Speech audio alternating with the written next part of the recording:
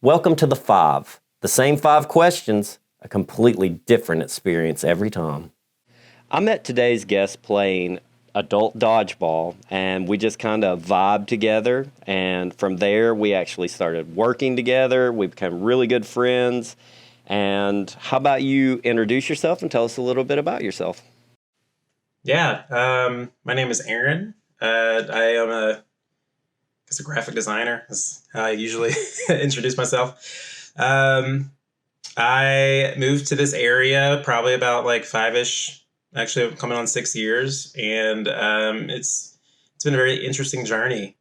I don't really know what else to say from there, but big changes over the last few or a couple of years. We'll probably get into that a little bit, but it's been a super positive change too at the beginning, especially, and that kind of all started with adult dodgeball of all things. But yeah, That's awesome. You never know when little things will change your life.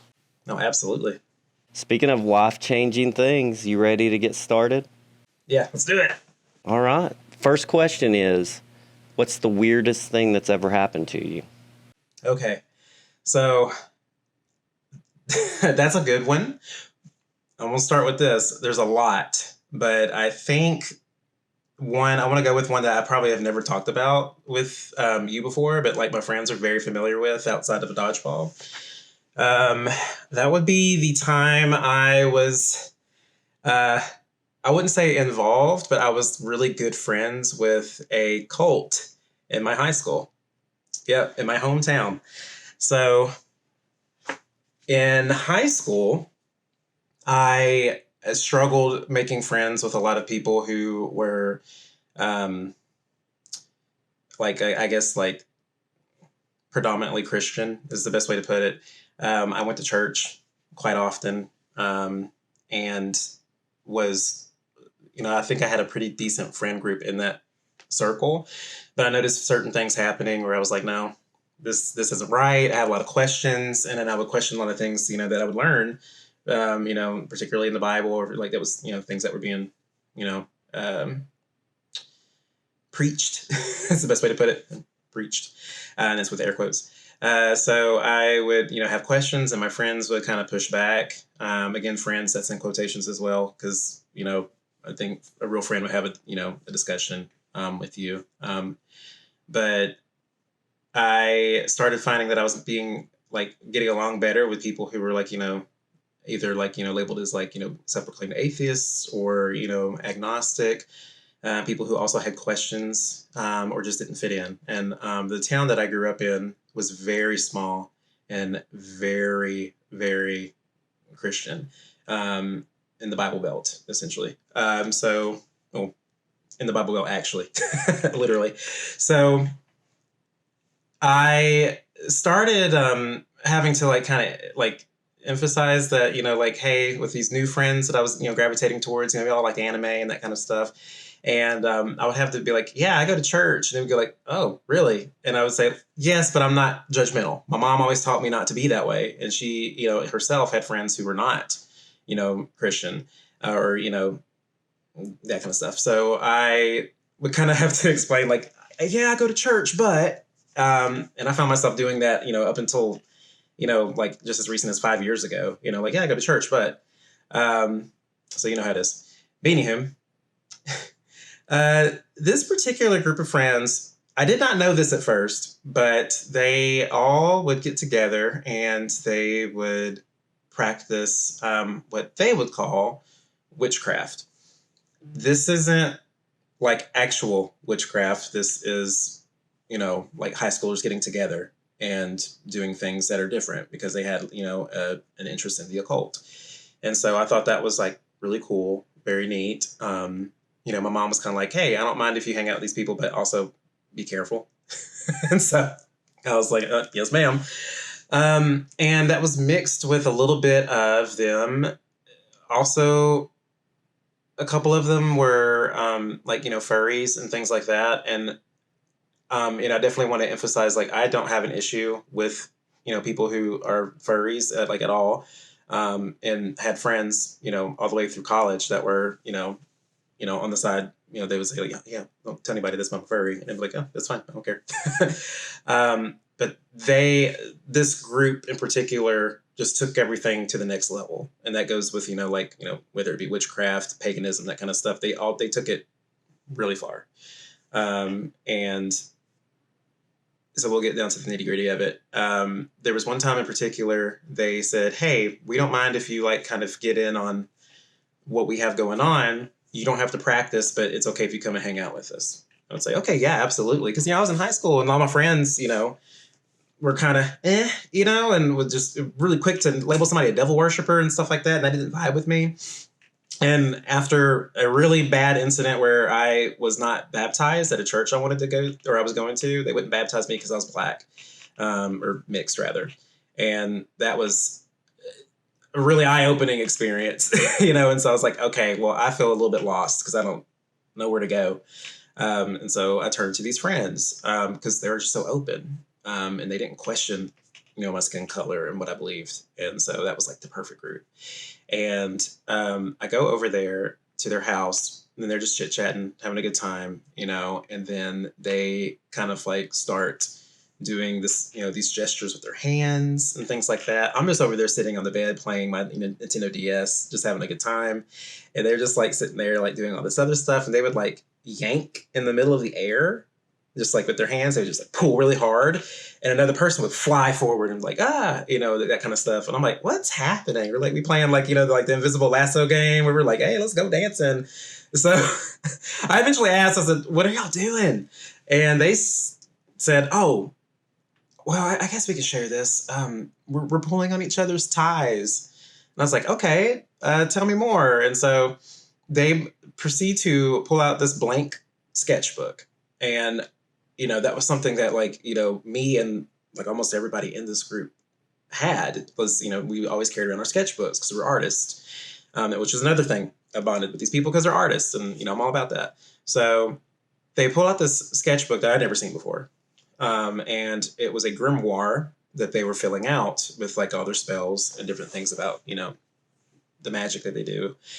And they were we're going to show you this, but just know, it may be weird. Please don't judge. I'm y'all are my friends. I'm not going to judge you. And they proceeded to explain what ties were. Ties are these, things that every person is connected and has a string essentially that connects you, one person to the other. I'm sitting here thinking even from because I was very interested in psychology at the time. I'm sitting here thinking that's normal. There's different ways that we can all explain different things. I'm always, asking questions, how are we connected to people? It's fascinating to me. So I didn't question it at all. What I did question was though, y'all are pulling on them and then being yanked. And so for them, it was a literal physical thing. So I'm okay, that's fine. And then they were just oh, well, watch this though. And so one of them turned to the other one and then yanked lower, and he went forward from his middle, and he was when there's a sexual tension or whatever, it's connected from your genitals, the ties are, and that's how you have chemistry. And I was okay, are y'all a thing? And I've known these people for 2 years. I didn't know that they were, doing stuff on the side. And I was are y'all a thing? They're yeah. And I'm okay, cool, right on. Let's happy Pride. Because it's two of my guy friends. I was all right, cool. And I knew one of them was gay, but, I didn't know the other one was at all. So I was that's exciting. Look at y'all go. So anyways, so I'm sitting there chilling, and they're all hanging out. And eventually they get closer and closer and closer. And I'm still playing, I believe probably, I think if this was in high school, I was playing probably either Pokemon or a Final Fantasy game on the DS. And they just start petting each other and being very strange. But here's the thing. There's no physical contact when they're doing this. And so I kind of was looking over there, and they eventually looked at me and they're oh, sorry, we're being weird. Can you see our ears? I was no, I can't. We're petting each other's ears. So I'm that's really cool. Okay. And so at that point, I had just gotten a cell phone the year prior. So I'm texting my mom. I'm I need you to come pick me up. And she's I'm on my way, baby. Don't worry about it. And I'm okay. So she came and she got me. And I remember we went to McDonald's, and it was probably 10 p.m. And we went to buy McDonald's. And my mom was So what happened, and I was kind of giving her like a little bit of a rundown, but I was doing it in such an innocent way because I was like, they're just being a little odd. I'm not sure about that, but I wanted to come home. And my mom was like, mm-mm. She's like, no. She's like, I don't want you to not be friends with them, but also that's not, that we don't, I don't know what that is. That's really odd and kind of sounded like they're getting a little too close. And I was like, yes, ma'am. So that was the first time that I had seen this. It gets worse. And I'm gonna try to make this fast, or not rush through it, but um, they started bringing stones to school and were wrapped around their neck in these little handmade cloth or handmade like satchels and things. And I had known people who practiced outside of this group, and that was a thing for them. They would carry around their stones. They were very particular about them. Certain people weren't allowed to touch them. They did cleansing rituals, and it was like, your typical thing where it's like rose quartz is for whatever. I'm going to be honest with you. I don't really know everything. I think rose quartz is like love or something. Someone's probably screaming at me like, you idiot. But I don't know all the gym stuff, but that was normal to me. And even my mom was curious about that. She didn't super believe it, but she had some. And she kept them in her jewelry box. And I thought that was neat. So no questions. And they would get these stones and they would go to people who were kind of like in our friend group and kind of interested essentially. And they would give them a stone and then have them do like a little sheet, and they would write on the sheet. And so me spending a lot of time with these people, I'm like, what's going on? Where's my stone? And where's my sheet? LOL. And they're just like, oh, well, we're not really going to bother you because, we know that this is not your thing. And I was like, oh, okay. So eventually, one of them in particular, we're going to call her Anna. I'm just using a random name. I won't drop names here. Anna, I think, was kind of like the leader of this. And I started noticing that she was like in the center of all of it. And I had several classes with her. Anna comes by and she goes, hey, I saw that you had an interest. I say we just go ahead and let you fill the sheet out. And I was like, sure. So they gave me a little stone. I could not keep it. And they just handed it to me, had me hold it. And they said, hold this and then fill out the sheet. I was like, okay. This was literally a Dungeons and Dragon character sheet. And so I was like, yeah, sure. And so I just like made a character. And I was like, I'm not really sure what's happening here. It's like, I'll just do it. And so I filled out this sheet. I made what was essentially kind of like a paladin, I believe, because it was like, oh, this would sound kind of cool. Whereas like a paladin can do all kinds of like, sword stuff, because I thought swords are awesome, but like also could do a little bit of magic. Because never going to pass up on the opportunity to have a magic character in the game I play. So this person that I wrote down or whatever, while holding the stone, I was told by a person who I was really close to in the group, he was like, this is your ancestral guardian. And he's like, and the way that I know that this is him is because I have seen him. He has been with you for so long since I met you. And that's actually one of the reasons I was drawn to you, is because when I met you, I saw him. And I was like, oh, you're telling me this 6'3" tall, muscular blonde man with blue eyes is an ancestral guardian of mine? He's like, yes, absolutely. And I'm like, there's nobody in my family that fits that description. I was like, okay. And it was, I was just like, okay, that's very fun. That's very cool. I kind of laughed about it. And so they took these character sheets and they basically took all the ones that were interesting, and then they invited those people over to join this group. And because, once again, this whole thing that was happening was within walking distance of the school, at one of our friends' houses. And so I would just, after school, just follow them over there because my mom worked in town, got off work at 5, and she'd come to get me. And I was only over there for like a couple hours. And so hopped over there and saw this whole thing go down. And the thing that was really alarming was that there was an actual adult woman there. She was the mom of Anna. And she had a very heavy accent and was actually from Europe, a very certain part of Europe. And um, I was like kind of fascinated. I was like, oh my gosh, like you're not from around here. And she's like, oh yes, I moved over here, love. And I was like, oh, that's really cool. And so she was talking to us and about it. And she goes, yes, this is my daughter. I didn't know that y'all knew each other. And I was like, yeah, I do. And she's like, and then she grabbed my hand and she was holding it. She goes, I am sensing something powerful from you. And my good friend in the group and Anna went over to her and said, actually, he goes to church. Like he's not interested. And she's like, oh, that is such a shame. Don't let them take you. And I'm like, okay. And so as I like they went to like a shed or something and stayed in there, and I never saw, like I didn't see them for like a good 30 minutes. And then certain people came out, and then they were like, those people were apparently like included into the group at that point. So we're going to wrap that part up, and I'm just going to go ahead and tell you this woman had started this group. She had believed that she would like actually came from like a pagan circle of, I guess, technically witches, I guess, and was kicked out because she was doing things that she should not have been doing that are actually like very dangerous if that is, what you practice. And so they kicked her from that group, and they straight up told her like you need to get right with your deities because you're endangering people. So she straight up was like, okay, well, I'm going to put all this on my daughter and have her make me a new circle of children, because that is what we were. We were all like 16. This is not okay. And so she had, went and got basically a group of people, a little circle of people, had them believing that they were communing with her, and she was a vessel for the goddess.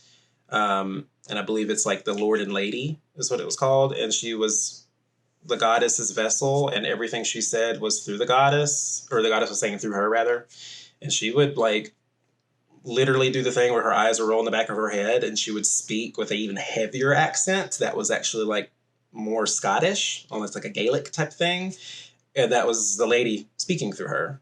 And so it was very, very weird and kind of intense when I started learning more about that, because I was like feeling like, okay, this feels like an adult abusing power is what it feels like. And I feel this like sometimes in the church, and I've picked up on stuff like that since I was little. I'm like, no, this isn't right. I told my mom about it. Mom was not chill with it. Mom was like, I don't want you hanging out with these people. And unfortunately, those were my friends. I was like, I'm going to still hang out with them, but I didn't really tell her much about it until one time in particular where it was like it was Christmas break. We all got out of school like around, I think it was 10 or 11, and we got to go home early. And Anna invited all of us to her house, and my mom was very okay with that, just from a like, you're cool to be there with friends perspective. But she did not know, unfortunately, that it was those people, and she found out later, and I got in trouble. But we'll get to that in a second. We'll wrap this up real fast. One kid in particular was my friend from church who started going over there because he also was having questions, and this is where it gets kind of crusty. He was going over there all the time to Anna's house. I thought Anna and we'll call him Kevin were dating, and if I'm not mistaken, yeah, they were. They were together for like a minute, and didn't work out. So I go over to their house, and this is probably like the weirdest moment of this whole thing. They had talked about going to see this golden tree. That was like the big thing that they had been talking about for like probably several months. I heard about it like in September, and at this point it's Christmas break, so it's late December. And they're like, we're gonna go see the golden tree again. And I was like, all right, cool. I want to see this golden tree. And they're like, yeah, you can come see it. That's fine. And so we get there. Anna's mom is there, obviously. Now that I'm thinking about it, I don't think Anna's mom had a job. And so she was there. We're all hanging out, and someone says, oh, Aaron wants to come with us to go see the golden tree. And Anna's mom was like, I don't know if that's a good idea. And someone was like, wait, why? Why is that not a tree or a good idea to refer to go see the tree? And she goes, well, unfortunately, we know about who the tree is and the tree's origins, and we're going to have to really put up some protection spells for Aaron. And I was like, okay, is it because like I'm kind of spiritual. I'm like, kind of in a different way or something. It's like, oh no, honey. The tree is possessed by the soul of a slave owner from around these parts.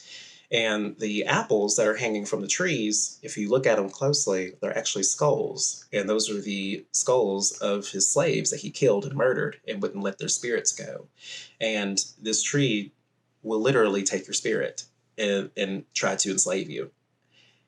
And at that point, I'm not as tired about that kind of stuff as I was, or as I am now.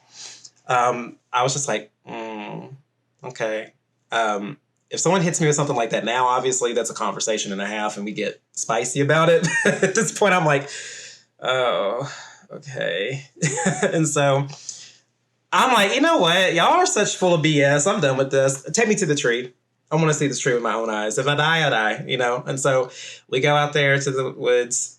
They're talking, and it was so weird. They were talking and having a full conversation. We're all laughing, hollering. We're out in the woods out in the middle of nowhere and just talking. And then all of a sudden she goes, and just holds her hands up. And then her eyes roll into the back of her head. And Anna goes, everybody circle. Everybody sit down. Circle. Grab hands. And I was like, what do I do? What do I do? What do I do? And she goes, get out of the circle, out of the circle. And someone says, no, he needs to be in the circle. And it's like, just take me where I need to go. And so they drag me into the circle. And I'm just standing there awkwardly. And she's just sitting there, Anna's mom just sitting there with the eyes and rolled up in the back of her head, just like doing this thing. And it was like, this lady was struggling. She was really her eyes were doing this, but she was like, and then she would do this. She was clearly trying her best to keep her eyes up and she was not able to do it as well as she, because this wasn't like a movie effect where, oh dude, her eyes are white. No, it's no, you're really straining there. And so I'm trying not to laugh, but also I cannot deny I'm in the middle of the woods. I am surrounded by all of these whack ass white folk. And I'm like, what do I do? And here's the fun thing too. Left my phone in the gosh darn house. I have no idea what I was thinking. There's this person who watches horror movies all the time. I should have known better. Figure I am. And so I'm just sitting there and she's doing the eye thing and she snaps her head and it's just looking over in one direction. And at this point her eyes are normal. She's just looking over there and she's just looking. And Anna goes, do you see it? And I'm like, no. And then someone's like, oh, I see it. It's right over there. It's yeah, we're she's looking. Yeah. That's, of course you can see where her head snaps. That's where you're looking. Sure. And so they're just staring out and over there just at that spot. And they're it's out in the distance and it's walking a line like the tree is. I was like, the tree moves. He's I'm like, okay. They're the tree moves. Does it move? And then my friend who I was kind of close with, or closer to, he was like, yeah, the tree, it floats about 3 feet off the ground. And it just basically kind of moves back and forth or whatever. And so if it comes toward us, it will be very fast. And we're going to have to fight this golden tree to make sure it doesn't take you. And I'm like, okay, cool. And so there's no tree. I don't see a tree. I'm looking, and I promise I'm giving it my best, college try here. I'm I want to believe, X-Files, let's go. And no tree. So I'm I'm sorry guys, I don't see the tree. And Anna's mom turns to me and she goes, you don't have the sight. And I was like, okay. So I'm just kind of standing there. I don't know what to do. And eventually we hear an actual crack, like twigs being broken out there. And we hear gunshot. And I'm like, oh my freaking goodness, y'all, this sucks. What's happening? And then another person who was there who hadn't really spoken much, but is actually a little bit smarter. They're like, are there hunters in these woods? And Anna's mom goes, yes, quite a few. And they were like, okay, we need to go. I'm not getting shot. And I was like, thank you, let's leave. And so bounced back into the house, picked that phone up, Mom, I need you to come get me. She's like, I'll be there soon. Unfortunately, she wasn't able to leave work. And so I awkwardly stayed in this house until 5 p.m. For several hours and mostly just played video games and tried to ignore the fact that like I went out into the cold, wet woods with these people at like 10 a.m. trying to see a golden tree. Felt like my life was in danger. It was awful. It was not fun. Came out later that the guy who was my church friend that was going there, his parents found text messages from the mom. They had been sleeping together. He had just turned 17. And it was really funny because the mom was talking to me at the house and was like, can you believe it? People are thinking that we're sleeping together. And I was like, who said that? Because I was like very shocked that she just brought it up. And I was like, that's gross. And she goes, yeah. She's like, I had a little run in with his parents and they like accused me of sleeping with their son. Like I would want to sleep with a 17-year-old. And I'm like, yeah, that sounds gross. And then it turns out it was true. They actually got married. As soon as he turned 18, they got married. I believe she got pregnant and then she divorced him. Like all within like a year or two. It was very odd. And that reached around the school. And so like my senior year, there was like a whole investigation. She was like banned from coming onto school property. Poor Anna got, kind of blacklisted a little bit with our friends and stuff. And everybody knew about the cult stuff that happened at our school. It was like real odd and it came out. And so people, of course, were asking me, hey, you're friends with these people. How true is some of this stuff? And I was, listening to the stories that was going around. I'm like, hey, this isn't true. This isn't true. But these three things that you just said, yeah, they are. Saw it with my own eyes. Like that's real. And it was lame. Once Anna's mom got out of the picture, some of those people actually like went on and carried it on in their own way away from Anna's mom. And Anna's mom actually like kind of got mad about that because she lost her coven or her circle again. And they went on and did their own thing. And as far as like, doing, I guess, weird stuff and being kind of lame about it. We had a person die at our school and they said that it was a demon that did it and that the demons were coming after other people. And so it was like, oh, come on. Like, that's a real person. Don't do that. That sucks. And the other thing they did was that they told everybody that a zombie apocalypse was happening in 2008. And so they like got weapons and stuff and like stored it in like a shed that was like really close to the school. And that was like a whole ordeal. It was a lot. So yeah, that's the weirdest thing. That story went all over the place. That wasn't like, there was a lot of weird situations in that story. Yeah, that's definitely the weirdest thing. I had to think about it because I was like, wow, a lot of weird stuff has happened. But like that was like the biggest string. Well, following up on that, what is the scariest thing that's ever happened to you? Probably like one that had like my heart racing. I'm just trying to think of like what's like actually scary. The first thing that comes to mind usually is not to get like super super crazy in the weeds, but like as you are aware, like I had a really terrible father like growing up. He was very abusive, and I was trying to think about that with some friends, going working through it and everything, and I think I kind of settled on that not being like actually scary, just like upsetting, because like as a kid, you're very hardened to that kind of stuff if that's your life and if that's your experience. And so you get hardened to that stuff. And so being scared or truly scared can like come in different ways. And so like I think once I was free of that, I was actually able to experience life a little bit differently, or like most people do, which is really nice. And so I would rather talk about one of those experiences that happened shortly after he was gone. And oh, this is really fun. In college, again, in that same small town that we had that little fiasco that I just talked about. I remember shortly after my stepdad was gone, and I was like able to like feel free and stuff. I started doing more things with friends and everything, and it was like kind of like on a friend high. It was like awesome. College, was different. Got to hang out with more people. I got to actually bring people over and like invite them to the house and not be embarrassed by having this monster in my home. And so one of my friends that I had brought over, they were like, hey, have you been to the local cemetery that we found around here? And I was like, local cemetery. Like, yeah, there's the one. I know about that one that's like down the road. I'm like, oh no, this one's like 20 minutes away. I'm like, that's not local, bruh. So yeah, take me to it. Let's go. So, oh goodness. This cemetery was like literally it was 20 minutes away.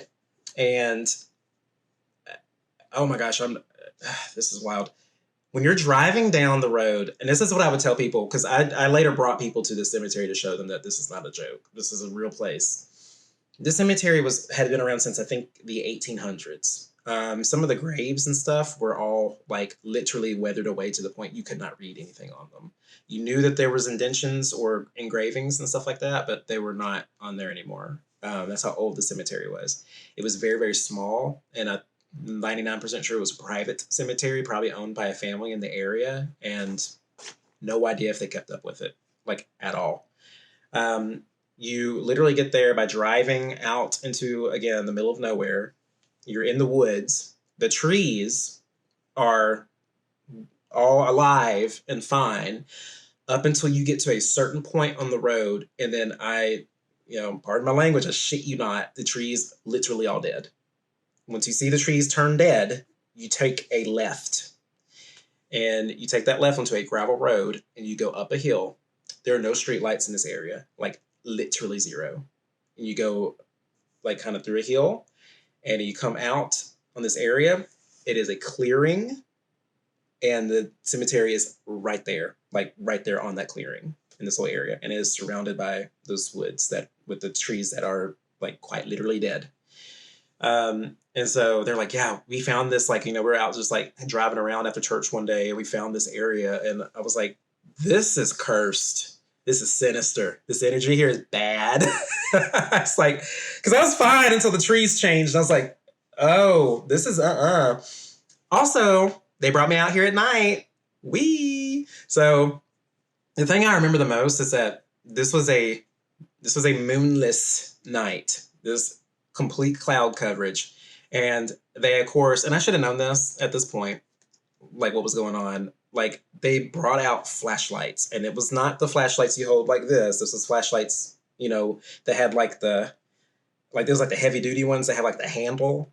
And I'm like, what do y'all got these for? And they're like, oh yeah, my parents are weird. And I was like, okay, sure. And so like, we got these heavy duty flashlights and like, yeah, check out this mausoleum, check out this or this. And like, oh, look at this one. And there's like this old mausoleum. It's like decrepit and stuff. And it had like a 3-year-old. It was like dedicated to a 3-year-old. And I was like, oh, that is so sad. And then there's like a little section of the cemetery where there's like trees that are kind of like overgrown. And there's gravestones underneath the tree. And so I'm like, oh, that's interesting. But those are the ones that didn't have like they were worn away and they were off to the side, which I thought was really weird. And they're like, hey, let's go check out those gravestones. I was like, yeah, sure. And so we're like walking over there, again, pitch black. I'm like terrified of this place. I am not feeling good, not feeling great. And so we are looking around, and I have one friend with me who is also new to this area. She was like terrified. She was holding on to my arm, and she's like gripping it hard. And I'm like, girl, you gotta chill. Like, I'm just as scared as you are, but let go. And we're like looking around, and she like shines her flashlight, or I don't even know if you call that a flashlight, like flash lamp. She shines the lamp over, and she goes, oh my God. And I'm like, what? And she's like, oh my God. And I'm like, what? And I like shine the light over there, and there were 2 bodies laying in the grass face down over in the corner. And I was in shock. I was like, and they were just there. And I was like, Alan. And he was like, what? I'm like, there's, and then one of them gets up and just sprints at me like on all fours, and Annie just takes off. And I'm like, I turn around and I get to start running. The first thing that happens, I don't run. If I make 2 steps because I'm turning around and running, I trip and I hit my head on the corner of a freaking headstone. And I'm like, and I just keep going. I drop the flashlight. I just keep going, like running towards the car. And then I hit another thing and I trip. I don't even know what happened. And I was like basically crawling because I was like scrambling so hard. And I hear laughing. And I turn and it's one of the people who was laying face down on the ground who was cracking up. And he was like, oh my God, dude, I'm so sorry. And he like picks me up. They had played a prank on us in this freaking cemetery. And I literally thought that the thing that scared me the most is I saw bodies. That's what I thought I saw. I was like, I'm seeing dead people and my brain can't wrap my head around this. Like I was literally, I felt like I was in shock. And then the running at me, I was like, it was like, I don't know what to do. And, anyways, the my head was fine. I had like a knot. Luckily I didn't like hit my eye or something. Like that could have been really bad, but like my head was fine. I just had a knot like right here, like right above my eye. And I was kind of like in such shock or whatever. I didn't feel it. It was whatever. But the thing that I felt most bad about and why like this was like a whole ordeal for our friend group for a moment, the girl that was holding onto my arm, she had gotten into the car and she had locked the car and she was not coming out. She was done. She was not having a good time. That hurt her. And the guy that was like telling us about it, he's like, guys, I'm so sorry. I'm so sorry. I'm so sorry. And she was just like, take me home. Take me home. And he's like, you got to open the car to let us home. She's like, I don't want you in here. And anyway, so that was probably one of the scariest moments. I had later gone back there and to like, I made it like a thing like, hey, this happened to me. I was never going to prank anybody like that. But I was like, hey, this crazy story happened to me at this really spooky cemetery. And I would tell like my friends, in college, and we would go there every Halloween. And one of the times we went there, I'll make this super fast. One of the times we went there, it was just like me, my good friend Trevor, and another friend of mine named Abby. And we're out there. Trevor scared to death. He's big. I've talked to you about Trevor, one with the red beard, big burly bear of a guy. I love him to death. One of my favorite people. But he can't watch scary movies. Took him to see Sinister one time, and he literally like probably about 10 minutes into the movie, actually after the first like Super 8 film with the people hanging, he was like covering his eyes. And he said, Aaron, I'm so sorry, I can't watch this. I'm like, Trevor, we're watching this movie. And he's like, I will just look down and eat popcorn. And I was like, okay. And couldn't ever get him to look at it. And he's like, I assumed that movie was good, but I never saw any bit of it. But anyways, so we were out there walking around. And I was like, yeah, look at these little headstones over here under the tree. Isn't that weird? And he was like, Aaron, don't go over there. And I was like, I'm going.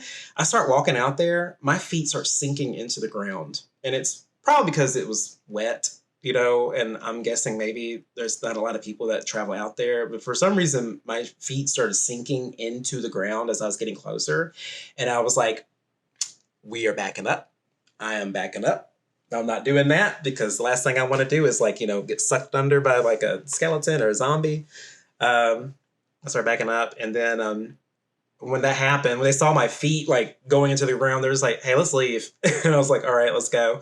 And as we're leaving, we heard like this little jingle, like a literal bell in the cemetery, like jingle, jingle, jingle. I don't know. I can't do a bell noise. And we like stopped and we're like, did y'all hear that? And Abby said, that was a bell? Yes, I heard the bell. You're talking about the bell? And Trevor's like, that was a bell. And so we just like ran back to the car. We got in the car, we drove off, and they were just like, what was that? And we actually don't know what it was. We have no idea. Like, I want to think it was like a cat or something that maybe had like a little bell on or something like that. I'm not really sure. But the reason that it freaked them out, and maybe even me, is that, there was that like old saying, like they would bury people with a bell tied to their hand. And, and so thinking it was like, somebody saying like, help, buried out here. But yeah, we never went to the cemetery after that. But I have pictures of it. So I don't blame you for not going back. Two traumatic experiences. Oh yeah, absolutely. I did a photo shoot out there, but I did it during the daytime. So that was never went back after that whole situation is. Whew. Well, I think we've made it to the third question, which is, what is the most memorable moment of your life so far? Probably the most memorable, I would say, Let's go with um, probably I would say this year. I'll go with this year. We've had so many changes this year and so many positive ones too. Um, I think probably just like at this moment, and I'm not trying to be like a little bit of a sad sack or sappy or whatever, but I did something that I never thought I'd do, and I took a leap and said, "Hey, I need to get out and do more." I've been going to the gym for a while and having a good time doing that, but like I need something more exciting. And so I like looked around for different things to do in Knoxville, and like we was getting some stuff on my Instagram about like different stuff, and I got into I want to say it could have been something that you've posted, because you will pop up on people's feeds even if they're not following you, and so I think I saw like a reel about dodgeball. I somehow got the idea of dodgeball in my brain, and I was like, I'm gonna see if there's any dodgeball leagues around. And so I was looking them up, and I didn't really see much, and went to the student union, and they had a flyer for dodgeball, but it was like dated a year past. And I was like, you know what? I'm gonna call out. I'm gonna reach out to the recreation center, and I called, and it was Ryan that answered, and I was like, "Do you guys do dodgeball still?" And he was like, "Yeah." I was like, "All right, when?" Because we actually are doing it tomorrow, and we start at 6:30. And I was like, "All right, awesome." He goes, "Okay, bye." I was like, "All right." And so I like was sitting there thinking about it. I was like, I think I'm gonna go. And one of my friends at work was like kind of sitting next to me, and she was like, "Is this something you want to do?" I was like, "Yeah, I think I do. I think I just want to like spontaneously do something, go out there and like see what happens." And she said, "Okay, yeah, go for it." She's like, "I fully support it. Like you have fun. Like you're getting a workout and you're having a good time, and you might, find something that you enjoy." And I show up. It is the most, but for me personally, it was honestly kind of terrifying. Because I don't do that. I super don't go out and just do things spontaneously, especially by myself. So I give my roommate like the address of where I'm going. I was like, "Hey, just in case I die, here you go." She's like, "All right." She's like, "Don't make me go out there and fight these dodgeball people." And I was like, "Okay." So just show up. Um, was introduced to Megan and Ryan, who were the coordinators, and they were like super super friendly, very nice, and just went out there and played. The Like just how warm and inviting people were, just immediately was like the most shocking thing to me. Because when I'm thinking about like any kind of sports league or anything that's like, especially with adults, you go out there and you're thinking like, okay, probably thinking like, oh, that's gonna be full of jocks, gonna be full of people who are like, chasing that high they got in high school, playing sports. This is super not the case. It was completely the opposite. It was just like people who were there like that enjoyed doing a thing. They enjoyed each other's presence and they wanted to go out there and have fun. And you felt that like from the moment you walk in and start interacting with folks. And as a person who I feel like, like I said before, with, the situation at home that I had, my mom, incredible, but, stepdad, awful. I didn't do anything. Like it was hard for me to go out and make connections with people when I felt like, I was kind of being held down by like the things that he was consistently telling me as a kid.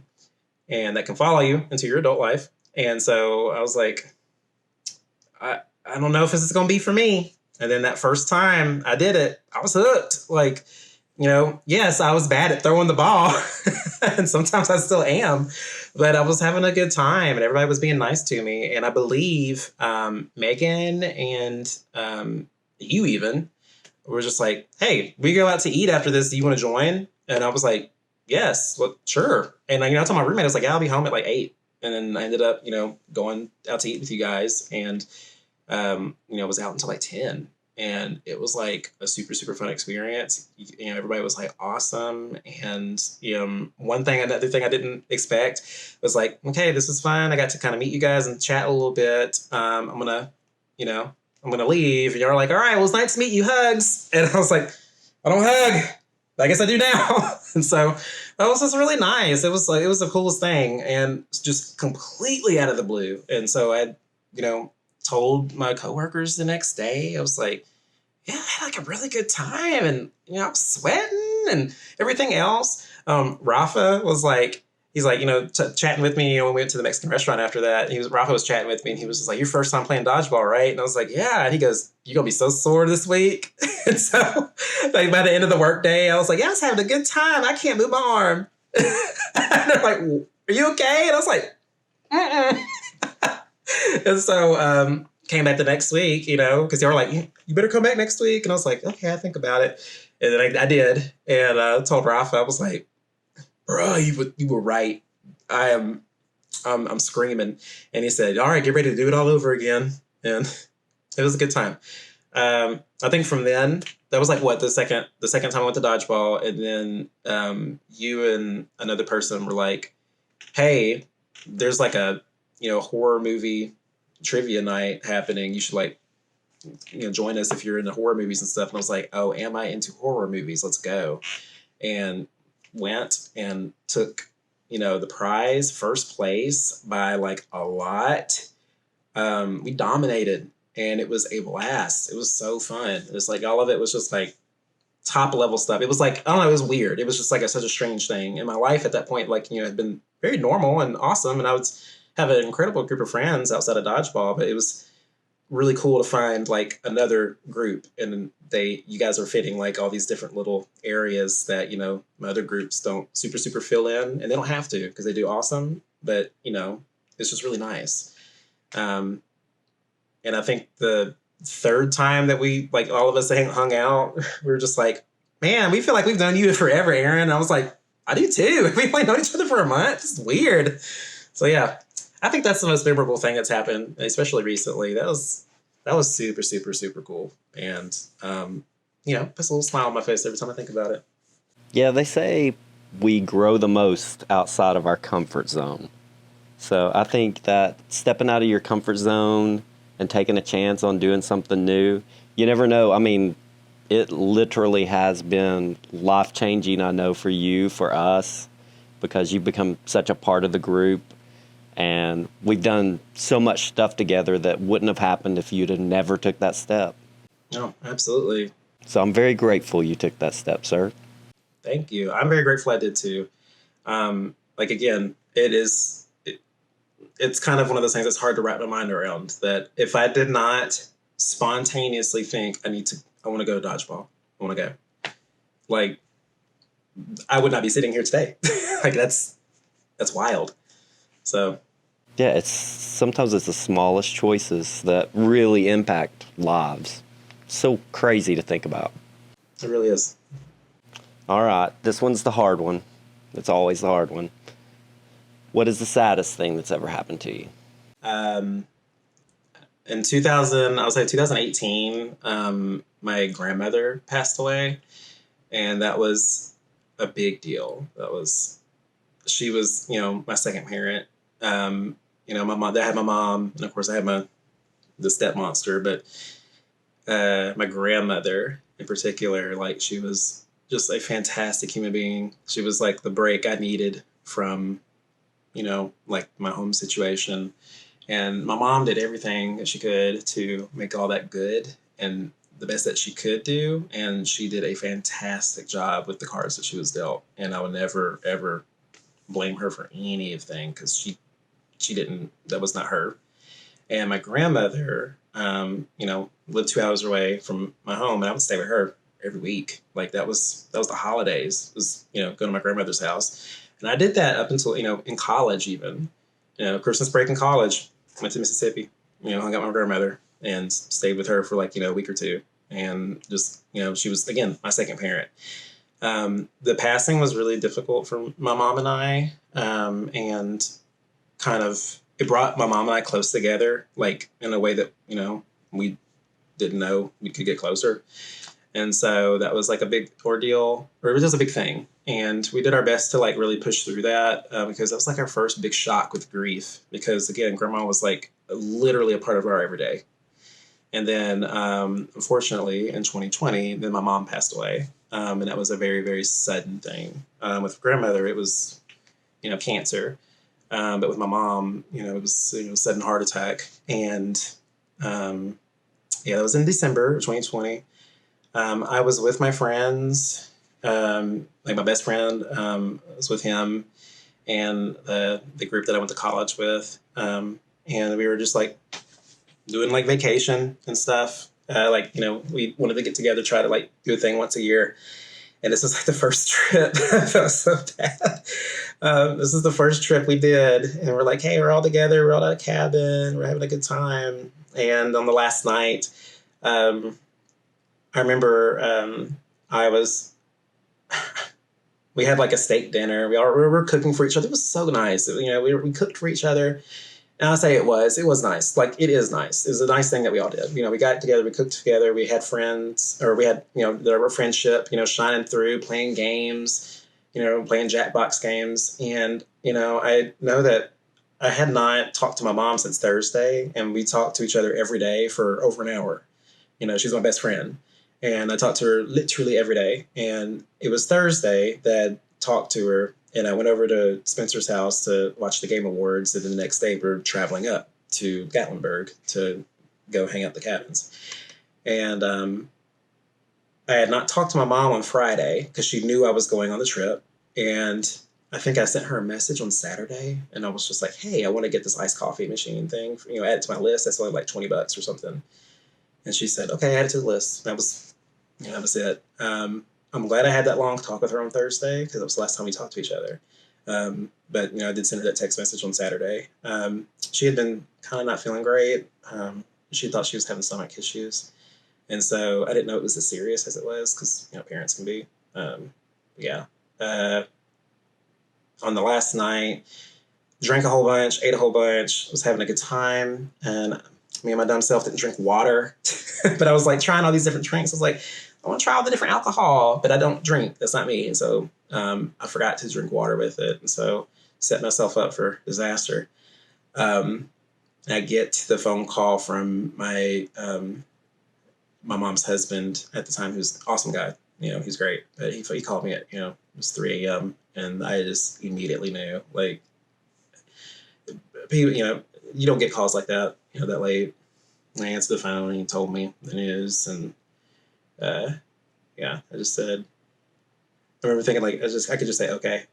That's all I could say. He was, breaking down. He had been there when it happened. He found her, and it was horrible for him. And I know that he's still kind of going through it because of that. But he's, he said he's like, I think it was peaceful. I think it was fine, but she's gone. And I was just like, okay. And then he was like, I'm so sorry. And I was like, it's okay. It's fine. You didn't do anything. It's fine. It's okay. And he's just like, I don't know what to do. And I'm like, I'll be there when I can. I was like, I didn't know what to do. It was, because I'm just like, you don't know what, that's just it's a hard situation. So, I think at that point, like, I had, like, got up and, like, was walking around, and I was just, like, on the phone.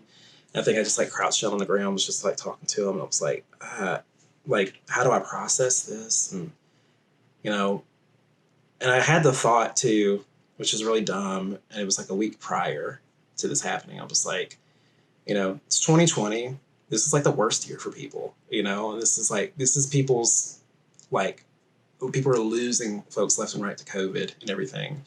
And I even knew a friend recently, went to high school with her, and her mom passed away. And that was a lady that sat next to my mom at work. And my mom was telling me, like, oh my gosh, I am terrified of COVID. This is such a horrible thing.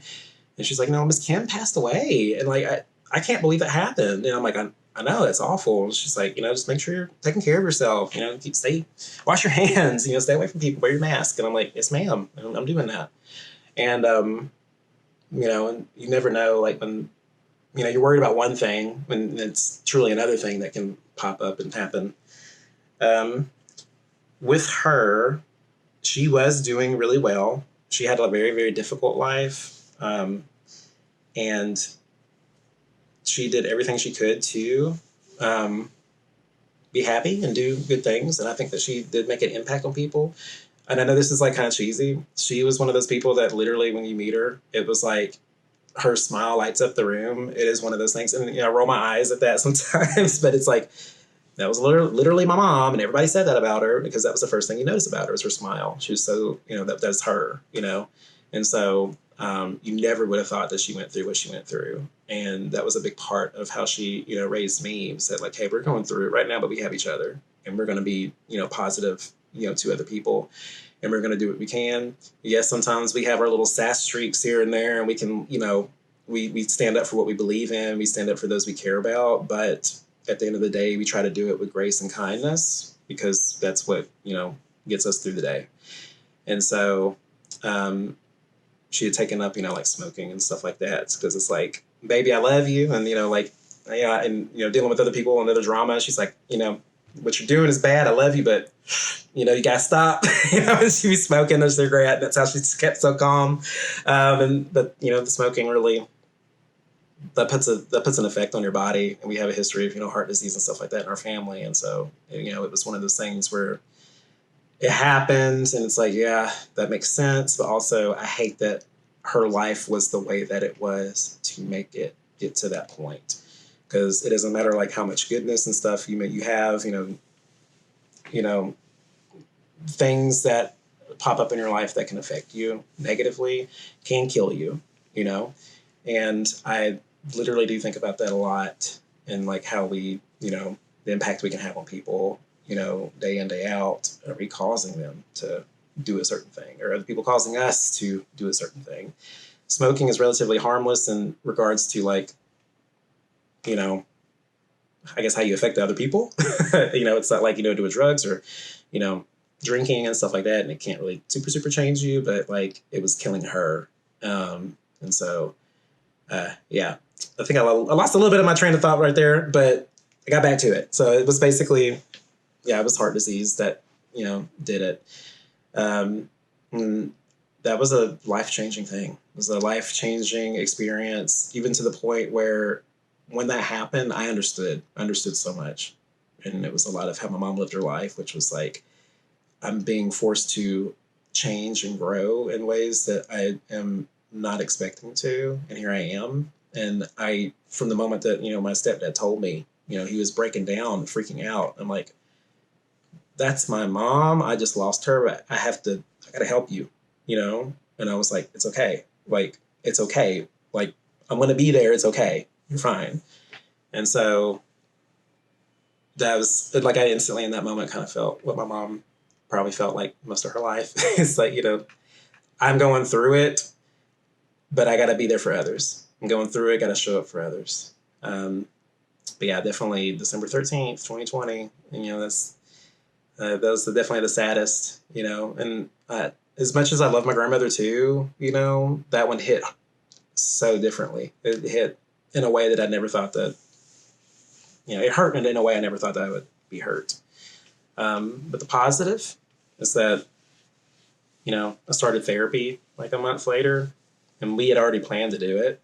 And so the growth, tremendous. It's insane. Therapy is I can't recommend it enough. It's just incredible. So I don't want to, make people think that there is no light when something like that happens. There always is. And so, yeah. Yeah, there's, of course, the worst pain I've ever experienced is losing my mother as well. And there's nothing like that feeling. It's the moment everything changes. Yeah. It's like, your life's going to be different from this day forth. Absolutely. She sounded like a wonderful woman from everything you've told me about her. And she made a wonderful kid. And that's a legacy right there. Thank you. I appreciate that. Yeah. I think about that a lot too. It's like,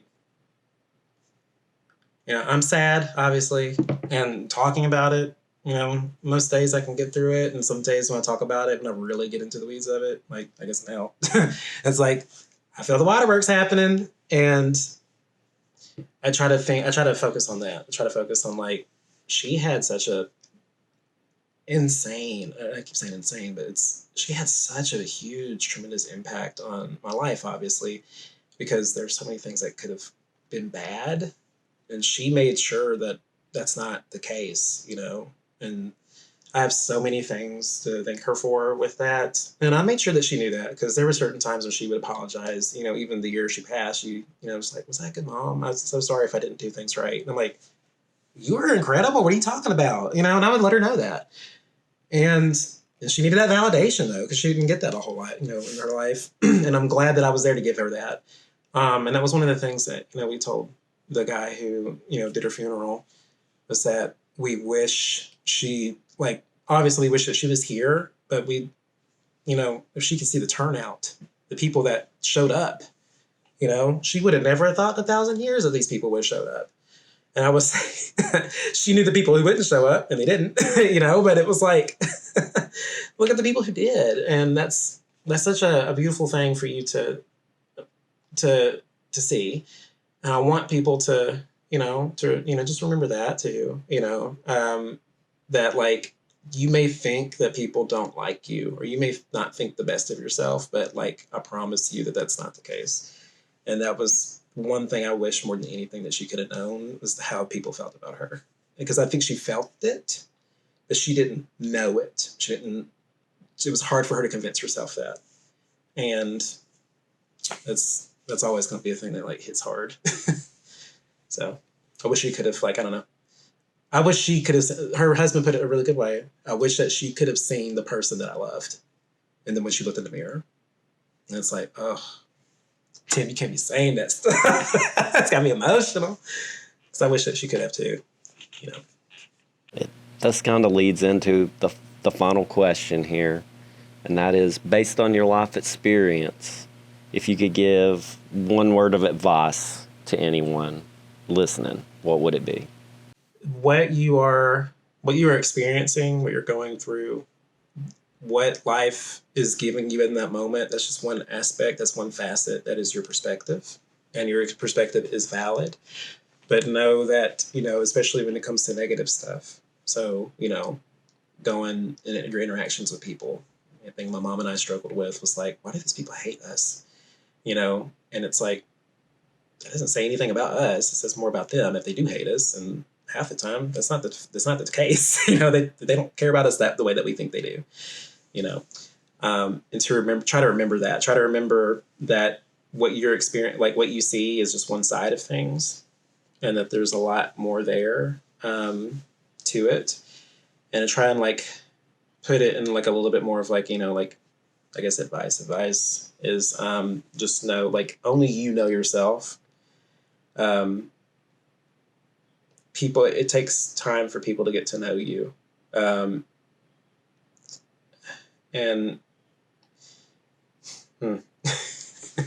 it's a tough one. Try to do this without crying. Okay. So,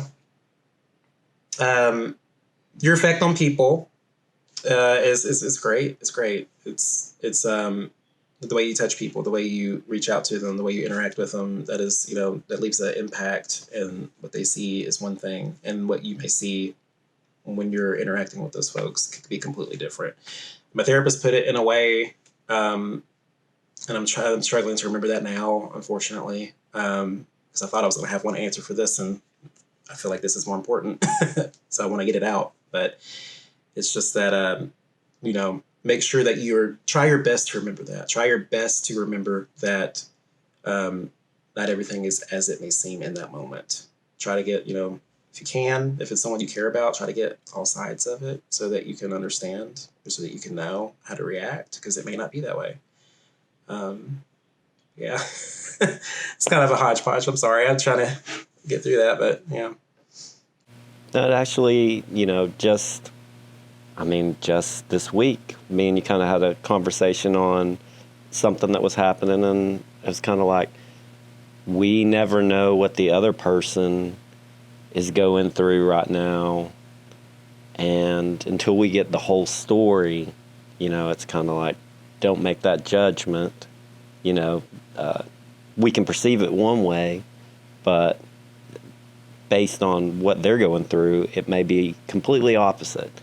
So always talk to people, that if they're important to you, take the time to talk to them, and get the whole story, and don't just assume. Mm-hmm. I think that's actually, thank you. That's exactly what I was trying to say. Empathy is a big deal. I think it's something you have to work at. Sometimes we don't even naturally have it, and they may be easier for others, than for some. But I think empathy is something you really should work towards and really strive to have. And the thing that I just remembered that my therapist was talking about, she said, you need to be able to see the other person as they were when they were a child and when they were in their formative years. Once you can imagine, especially if they've given you like trauma or if they are in your lives in like a really negative way, and you see that one aspect of them, that one thing, imagine them as a child, because that child was a person, is a real human being that went through the things that they went through to get to where they are now. Once you're able to do that, you can start having a different conversation. You can start looking at things differently. And especially when it comes to trauma, and like what I went through with my, old stepfather, it was like, imagine what he went through as a kid. Yes, you didn't ask for what happened with all of that, but he went through something too that made him go through that, and it turns him into less of a monster, more to a human. And humans are people that you can forgive. they can help you move past that. So that's been like very, very insightful and very beautiful to kind of go into life seeing. And it changes how you interact with people, especially when they hit you with some negative. It's like, oh, yeah, just take 8 seconds. I think I have it written on my board. I think it's 9 seconds actually, but it's written on my board at work, and you probably have seen it. I put 9 seconds on there because that's how long it takes to process information, and that is how long it takes for you to know what to say. So if someone hits you with something real wild, take 9 seconds and be like, okay, here's what I'm going to say to that. So yeah. This was super informative. I got to hear more about you. Luckily, right now I'm getting to interview a lot of my friends and everything, but I'm hearing stories that I've never got to hear, and it makes me appreciate you even more. No, absolutely. And I actually do, for real, appreciate you bringing me on and chatting with me, because, this is like such a fantastic idea. I love it because it's simple, and it really it lets you open up, lets you learn more. And I think anytime we get to learn more about other people, I think that's fantastic. So thank you for coming up with this idea. Thank you. And thank you for today. Oh, no, absolutely. I apologize for the long AF cult story, but now you know. Well, I enjoyed it, and hopefully everybody out there will too. I want to thank you all for listening today. If you enjoyed today's podcast, please subscribe and leave a 5-star review. Also, check out the video podcast at Handlebar ASMR on YouTube for extras.